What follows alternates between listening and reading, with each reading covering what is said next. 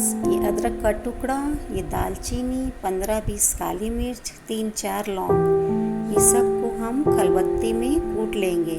और ये हम आज बना रहे हैं बरसात मानसून के लिए एक ज़बरदस्त काढ़ा, जो आपको सर्दी जुकाम और जो वायरल होता है उससे आपको बचाएगा। और जो गले में इन्फेक्शन भी हो जाता है, इसमें ये रामबाण काम करता है।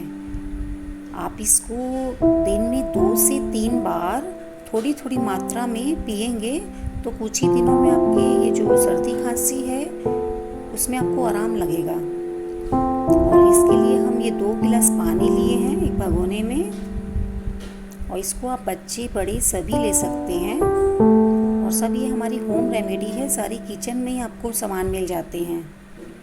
और ये आयुर्वेदिक नुस्खा है, आप इसको ज़रूर घर पे बनाएं और सभी को पिलाएं।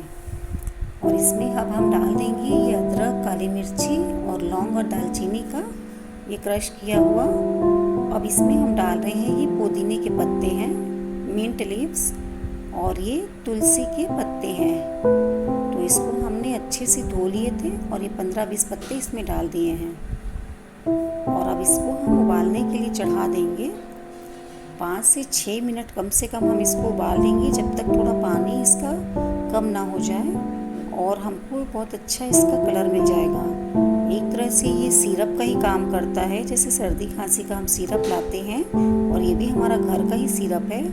और ऐसे इसको आप छान के प्लेन भी पी सकते हो, और ऐसे आपको कड़वा लगता है या कुछ टेस्ट में मतलब लगता है मीठा चाहिए, तो आप इसमें थोड़ा सा गुड़ या शहद डाल सकते हो। और ये हमने छान लिया है और इसमें नींबू डाल दिया, नींबू का जूस डाल दिया है।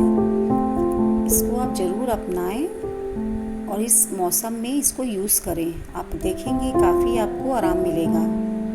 और आपको अगर ये अच्छा लगा हो तो आप इसको चैनल को लाइक सब्सक्राइब ज़रूर करें, जिससे कि आगे भी ये रेमेडी आपको मैं बना के दिखाती रहूँ। Thank you so much.